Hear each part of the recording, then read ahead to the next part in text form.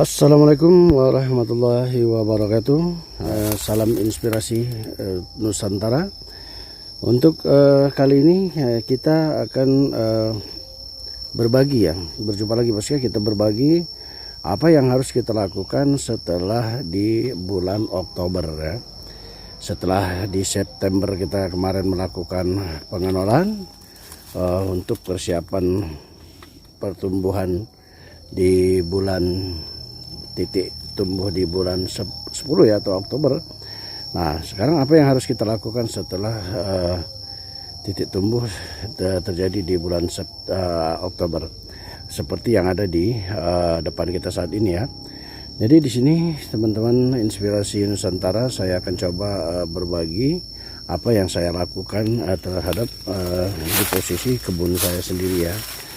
Hanya berbagi, jika bermanfaat silahkan dipergunakan, jika tidak ya silahkan diabaikan saja ya.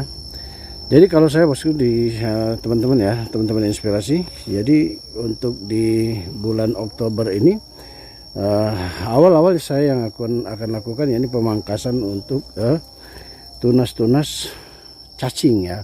Artinya tunas-tunas yang akan mengganggu untuk pertumbuhan buah ya. Jadi seperti contoh ini ya. Ini salah satunya, ini kita ada tunas cacing ya. Ini harus kita buang ya. Karena ini akan mengganggu untuk pertumbuhan yang sudah berbentuk seperti ini. Ya.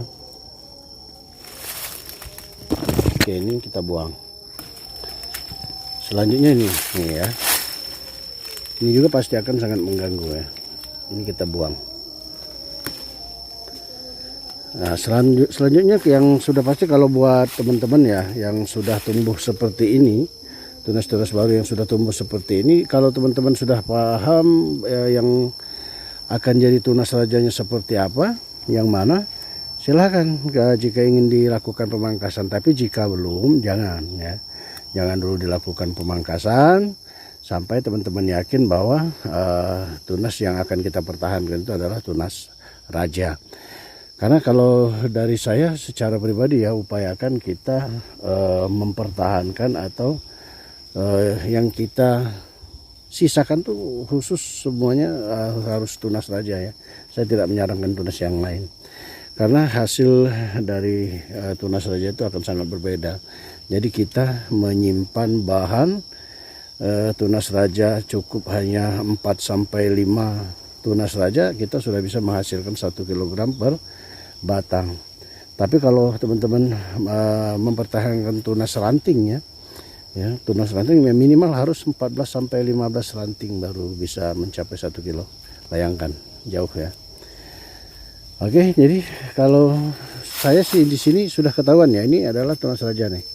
Ini tunas raja ya, ini tunas raja. Nah, terus selanjutnya ini tunas raja ya, ini tunas raja. Jadi yang pasti kalau teman-teman belum memahami ya, sebaiknya kita lakukan pemangkasan saja yang sudah mengganggu ya. Contoh ini sudah sangat jauh ya, sudah sangat jauh dari sumbu ya. Karena yang harus kita pertahankan itu kalau dari saya secara pribadi ya.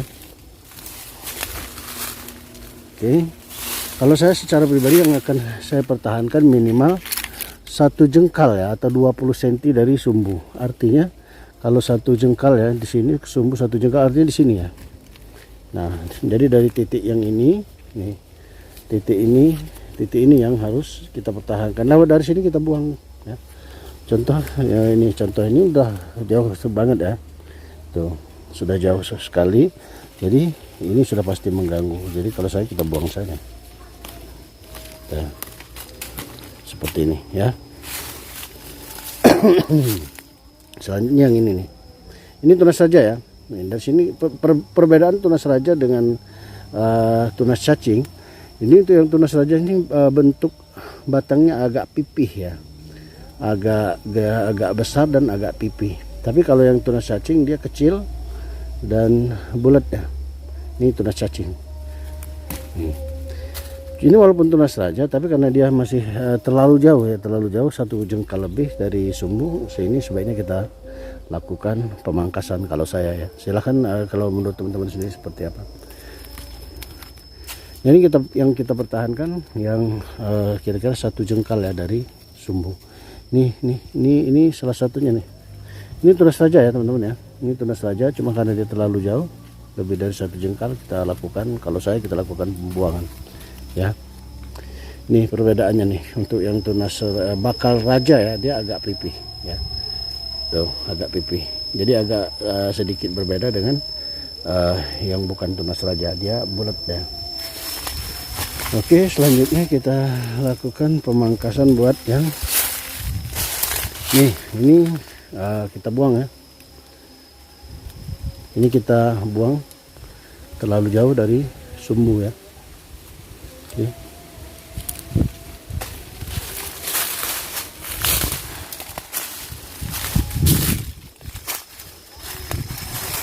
Oke, terus itu yang pasti tunas balik ya, walaupun dia sebagus apapun tunas balik ya, kan teman-teman inspirasi harus kita buang nih. Yang namanya tunas balik itu seperti apa sih nih? Kita lihat ya. Ini tunas raja ya. Nah, di sini sudah kelihatan nih, bakal jadi tunas raja nih ya.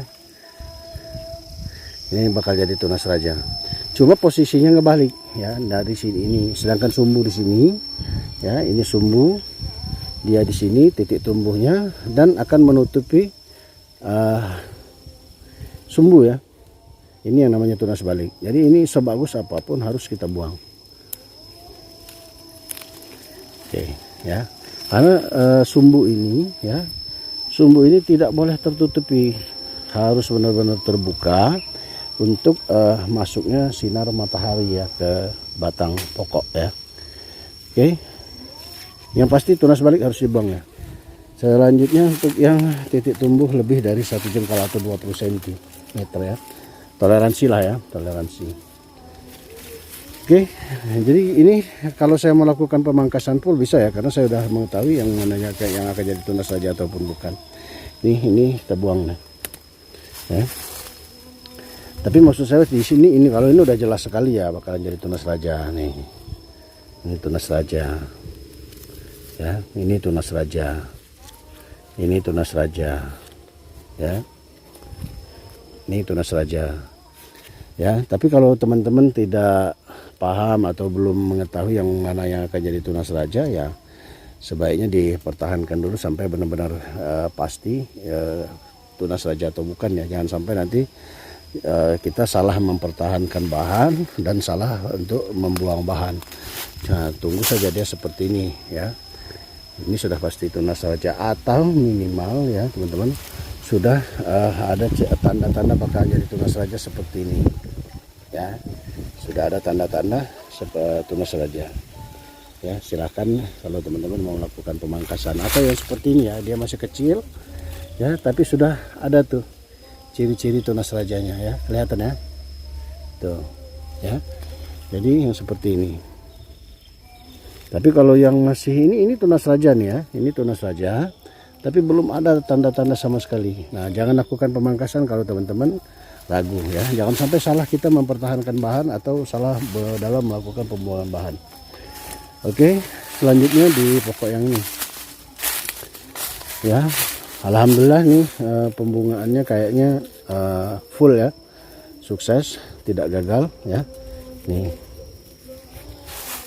ya, bunga mata yuyu kita nih, kita lihat. Nah, alhamdulillah ya, sukses ya, tidak gagal untuk pembungaan kita, sudah mata yuyu. Nah, di sini pun sama ya, kita lakukan perlakuan yang sama. Artinya kalau yang seperti ini ya, ini sudah kelihatan nih bakal jadi tunas raja ya. Ini tunas raja. Nah, ini tunas raja nih, nyelip ya. Ini tunas raja ya. Nah, di sini untuk yang sudah memahami bakalan jadi tunas raja atau bukan, silahkan. Jadi yang terlalu jauh ya, ini contoh nih, ini terlalu jauh ya. Walaupun dia sekalipun dia tunas raja harus kita buang, jangan sampai mengganggu pertumbuhan mata yuyu kita ya, pembuahan ya. Karena bisa lihat di sini pembuahan kita sukses ya, alhamdulillah. berhasil ya, tidak gagal, karena kalau dia gagal dia sudah pasti hitam ya. Nih, alhamdulillah sukses nih. Nah, jadi ini kita lakukan pemangkasan ya, kita buang. Oke,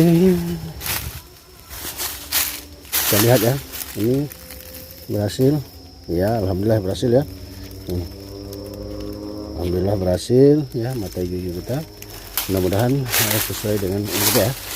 Nih, ini lagi ya, ini terlalu jauh ya, ini tunas raja nih, udah kelihatan nih. Ini tunas raja, tapi karena posisinya terlalu jauh, karena ini setelah selesai panen ya, yang ini karena ini udah masuk ke B3 ya, karena posisi tinggi makanya B3 nya masih kita pertahankan. Karena ini untuk setelah panen yang akan datang ya, untuk pokok yang ini akan kita lakukan pemotongan ya, kita buang ya, tidak akan kita pertahankan kembali. Makanya di sini kita harus mempertahankan atau persiapan untuk di bahan untuk dipanen 2025 ya. Jadi kita lakukan nanti pemilihan tunas yang akan kita pertahankan ya. Oke.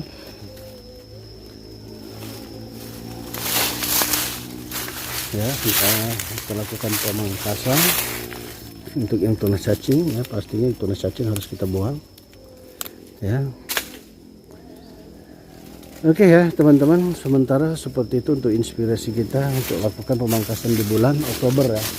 Jadi kalau teman-teman bingung apa yang harus kita lakukan di bulan Oktober, ya itu minimal kita harus lakukan pembuangan tunas balik ya, tunas yang akan menutupi sumbu ya, itu harus kita buang karena akan mengganggu pencahayaan yang akan masuk di pencahayaan untuk yang masuk ke sumbu ya. Oke, kira-kira seperti itu ya. Dan nanti kan teman-teman ya, konten kita yang akan datang saya akan memberikan tutorial atau berbagi inspirasi ya, berbagi pengalaman. Saya akan lakukan pemotongan pucuk ya. Jadi pemotongan pucuk yang ada terkadang kita bingung yang kita pertahankan atau setelah kita melakukan pengenalan ternyata tumbuh hanya 2 tunas raja, sedangkan kita butuh 4 minimal ya tunas raja untuk mencapai 1 kilo 1 batang. Jadi lakukan pemotongan pucuk ya, lakukan pemotongan pucuk. Nanti setelah kita lakukan pemotongan pucuk, tunas yang akan tumbuh di titik yang kita lakukan pemotongan itu ada sekitar 5 sampai 6. Jadi kalau ada 2 maka akan ada 12 tunas, dan itu tidak akan kita pertahankan semua. Yang kita hanya pertahankan di masing-masing titik adalah 2 jadi 4 ya. Jadi kita akan mendapatkan 4 tunas raja ya setelah kita lakukan pemotongan. Tapi itu nanti ya setelah tutorial untuk di video saya selanjutnya ya, saya akan coba berbagi yang untuk melakukan pemotongan tunas pucuk. Itu sama dengan kita seakan-akan melakukan penyetekan baru. Jadi perlakuannya sama, cuma agak sedikit berbeda di dalam melakukan perawatan, atau ada yang akan kita lakukan, trik-trik yang akan kita lakukan. Oke teman-teman, inspirasi Nusantara mungkin hanya ini yang bisa kita sampaikan untuk berbagi kita kali ini. Apa yang harus kita lakukan untuk di bulan Oktober ya, minimal buang tunas balik ya, yang akan menutupi yang lain ya. Minimal kita harus buang yang tunas yang akan menutupi sumbu yang lain atau tunas yang lain, jadi tidak terjadi tumpang tindih. Oke, demikian yang bisa kita sampaikan. Salam inspirasi, salam sukses selalu buat teman-teman inspirasi Nusantara. Semoga bermanfaat. Saya akhiri, wassalamualaikum warahmatullahi wabarakatuh.